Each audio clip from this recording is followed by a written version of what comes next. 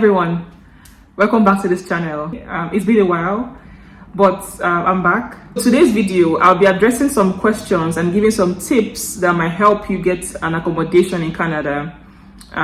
So this is to the best of my knowledge. So this video might not apply to everybody, but it's going to help one or two people to get an accommodation. Okay, so you're someone that has gotten an admission to come to Canada, but then you are lost as to what to do or where to stay. So now, first thing is that there is something called on-campus accommodation. Of course, the school will have their own accommodation. So if you're someone that feels like you want to stay in the school, you want to be close to the school, then of course you would reach out to the school, look up the school websites, look out for on-campus housing. And then you can look at the prices and look at all of the utilities and stuff that you have.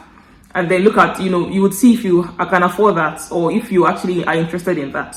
And then if you're someone that has seen that and then you don't think that that's for you and you want to get your own accommodation. Now there are several things that you can do.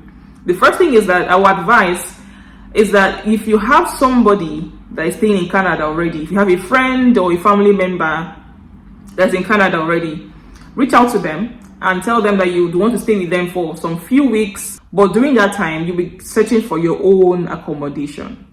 So in that case, you are saving money. You're not paying for an Airbnb or anything like that. But at the same time, you're also checking out for accommodation yourself. So that's one thing you can do. The second thing you can do is to book an Airbnb. If you don't have anybody staying in Canada, you don't know anybody, all right? You can book an Airbnb. The price of one Airbnb can be between $70 to $100. That's just a random estimate, right? That's just me coming off what I paid before coming here. Before I came here, I booked an Airbnb. I and my friend, we booked an Airbnb and we stayed there for 2 weeks. And I think each night we were paying, was it $70 per day or $60, something like that per day. So we had calculated that over 2 weeks, right? And then we had paid that money.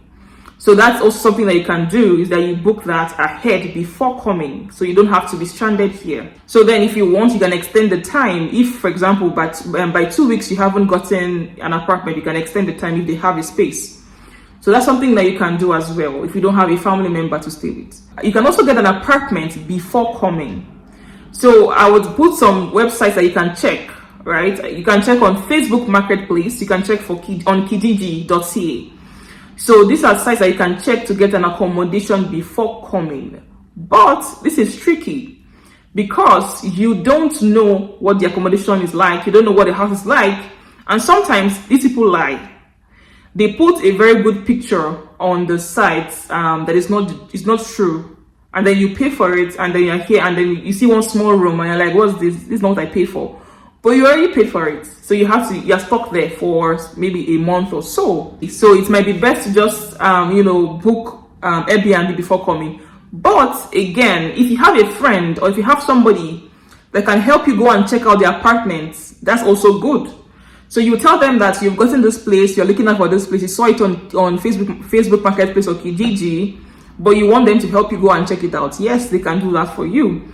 And then they will send you pictures by themselves. So they've seen it and they've confirmed that this apartment is a good one, right? So that's something that you can do as well. Now, for the prices of accommodation, there are different ranges of accommodation. There's a condo, there are condos, there are apartments, they're just like normal apartments. They can be a shared apartment where it's like a 3-bedroom space with bathroom, shared living room. But individual rooms. That's something that you can also do as well. In that case, you have roommates, of course, right? And then you would, of course, share the amount. The amount of the rent will be shared amongst the three of you. That's something that you can do as well.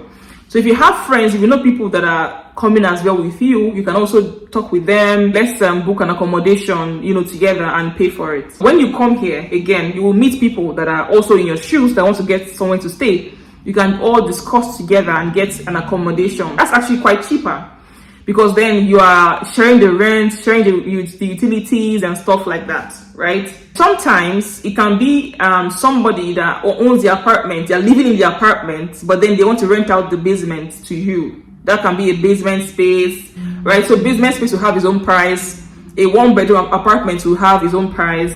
So I'm going to use my apartment as an example. I'm staying in a 1-bedroom apartment. It is close to the school that I'm going to. So it's kind of like a student housing in a way. And the price I'm paying now is $730. I'm not living alone. I have a roommate. And it's a 1-bedroom apartment. So you can know the price. So I'm giving you this so to help you know how much you can, put aside for rent. I would just say my advice is that don't stress about accommodation. Don't stress. I would advise that if you don't have somebody that you can stay with, just book 2 weeks Airbnb if you have the money, right? If you have the money, just book 2 weeks Airbnb or homestay. There's something called homestay as well. It's like Airbnb as well.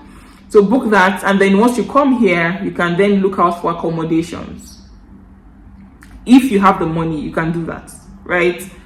Because it's quite tricky getting before coming here, like I mentioned, right? And then just know that some houses, they have the utilities already in the rent, so you don't have to pay like light bill, for example, water bill. Some houses, they pay water bill, some phone bill, internet bill. Those things are most times they are not included in the rents. Let me say most times. Sometimes you are the one that will pay them yourself. Some apartments don't come with a washing machine or a dryer. Some do. Some will have lights as well included in the rent. So it just depends on what you want. But whatever it is that you want, you will find the apartment for sure. So lastly, the tip I will give is, if you are someone that wants to get a roommate, or you think that you want to have a shared space with somebody else, just be careful who you're getting an apartment with. Be careful who your roommate is, right? Just make sure that it's someone that you can live with, right? Because that's very important. Just make sure you know the person you're staying with, just to be safe, right?